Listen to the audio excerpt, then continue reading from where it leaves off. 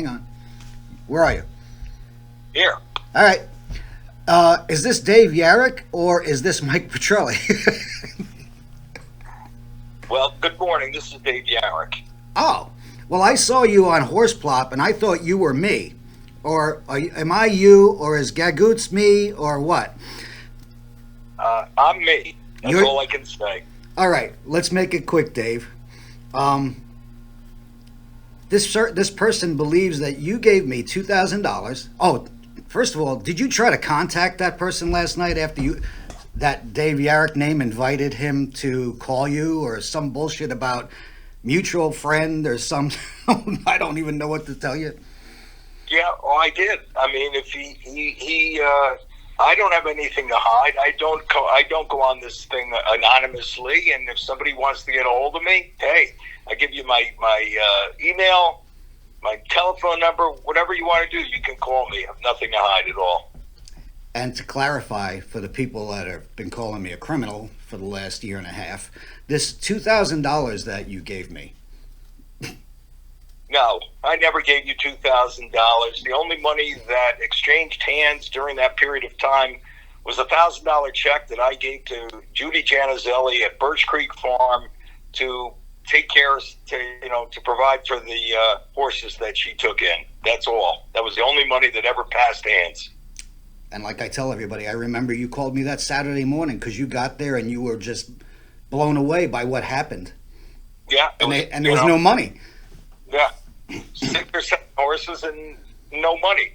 No way that they were going to be taken care of outside of Judy and her good graces and, people like me.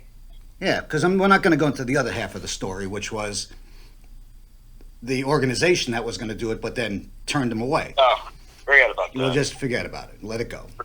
Okay. Yeah. We've moved on. But it's funny how I said this last night on Horseplop, that it seems like the people who did the most took the most grief. It always is, right? For the horses. Yeah, it always is that way. Because you were in disbelief when I told you what happened, and then you were misinformed. Remember the night before. Yeah. And that's what led to the next morning when you realized what the hell was happening, and what's even worse is, I have a sneaking suspicion of who this might be or connected to, who posted last night all those names, and the one individual that gets away with everything is the person who wasn't taking care of the horses. This guy's got to go by with a friggin' leaf blowing now. By the way, did you see what somebody posted on about a legal thing going on between me and this guy? I mean, where the fuck did they get this shit? I mean, did they just Google me and look for anything that might have my name attached to it? What have I told you? But did you see who that was? With Kirby's Ace? Who the fuck Kirby's is Kirby? Ace? That's one of these people that's busted my balls for the last 2 years too. I'm this, I'm that, whatever. Like, what have I told you? Trying to discredit me now? I mean, right? Because it's easy. It's very simple to make accusations and to run your fucking mouth when there's no fear of repercussion for what you're saying. So that's why they all stay anonymous. And that's why harness racing never gets fixed. Right. Because in the end, they're a bunch of fucking cowards. All of them. But I want to ask you a question, though. Okay, so mechanically or logistically, let's say, we want to have a commissioner. Well, can it happen? How could it happen? I mean, would you have to get rid of the whole USTA? I mean, if you wanted to appoint a commissioner for the sport.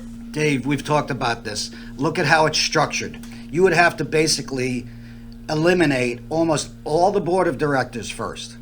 Okay. And somehow replace them with people that are untouchable. At least 60, 70%. Right? Now, because there's no power in getting rid of the executive board who actually elects the president. Mm-hmm. So you see the way it works? Yeah. And that's why they want all their friends in there. That's why if you look at the District 8 and District 8A, look at the people that are on the boards. The board of directors, I should say. District 8A is a non-existent district because there's no racetrack or anything out there, maybe a farm or two on Long Island. Right.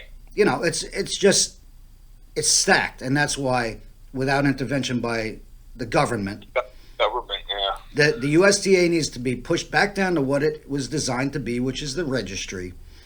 And there needs to be a governing body, and there also needs to be a unified, these commissions.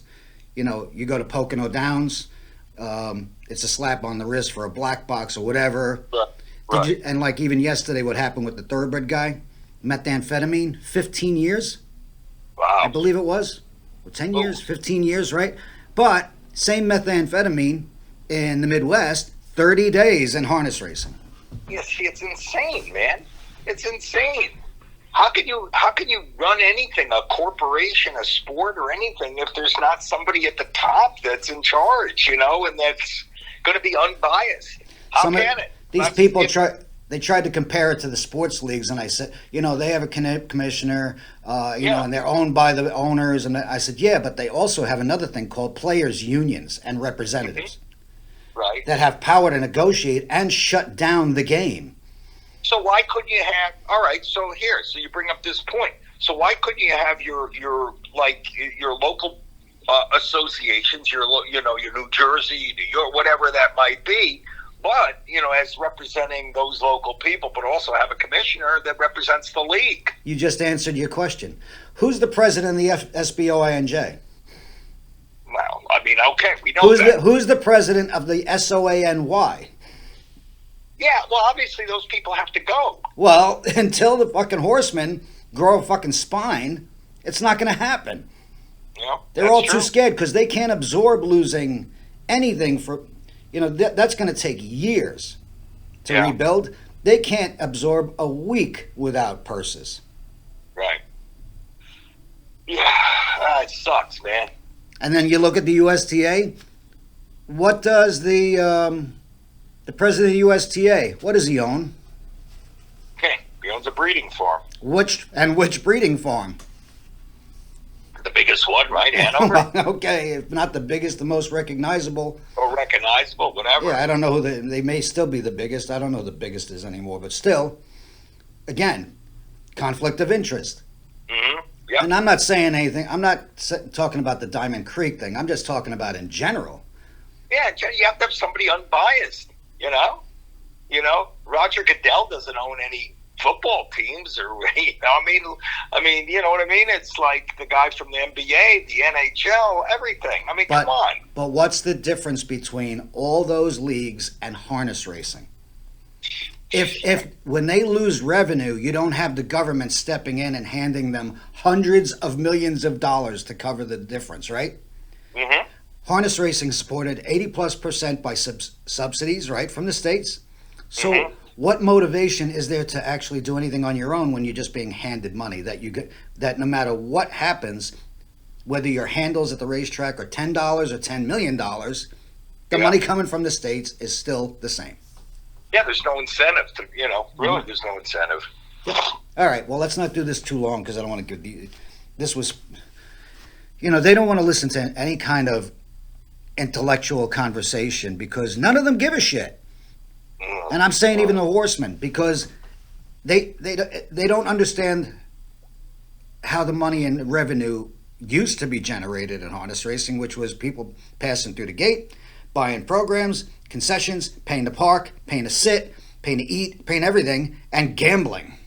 Mm-hmm. They sold the what was it? Handles were only $2 million back. Yeah, in the 70s. How much was a dollar worth in the 70s? Mm-hmm. Right? Yeah, worth a lot more. 35,000 people at the racetracks, but it doesn't matter. It really doesn't matter. All right, I got to call my vet up. All right. All right, talk to you. Bye.